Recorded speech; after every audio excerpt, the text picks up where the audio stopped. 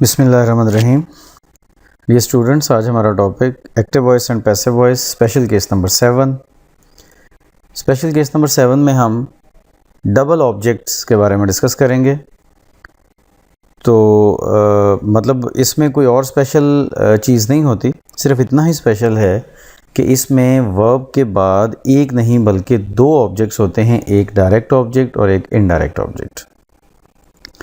जैसा कि ये एक सेंटेंस आपके सामने है, ही टोल्ड हर अ लाई। इसमें टोल्ड वर्ब है, हर भी उसका ऑब्जेक्ट है, अ लाई भी ऑब्जेक्ट है। तो अब यहाँ पे बताना आपको ये है कि इस तरह के सेंटेंस में दो पैसिव वॉइस पॉसिबल होते हैं। आप हर को स्टार्ट में ले जाएंगे तो वो शी बन जाएगा, और अगर अ लाई को स्टार्ट में ले जाएंगे तो वो अ लाई। तो इसके दोनों बन सकते हैं, she was told a lie by him. Her start में चला जाएगा शी बन के, और अ लाई अपनी जगह पे रहेगा।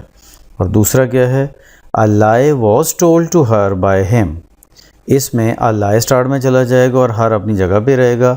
हाँ, इसमें हमें एडिशनली टू हर लगाना पड़ेगा, बिकॉज इसमें अब जो है वो ऑब्जेक्ट की पोजीशन उसकी चेंज हो गई है, राइट।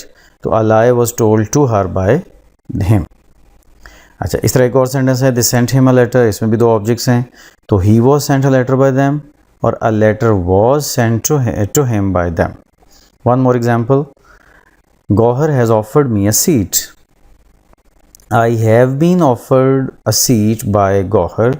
इसमें मी स्टार्ट में गया है आई वन के, और दूसरे में है a seat has been offered to me by Gauhar. It means a seat start में चला गया है, ठीक है।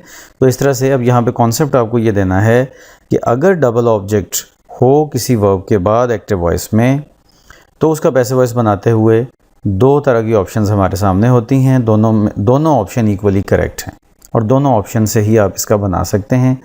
दोनों ही करेक्ट पैसिव वॉइस फॉर्म्स हैं। तो इस स्पेशल केस के लिए इतना ही। That's it for today. अल्लाह हाफ़िज़।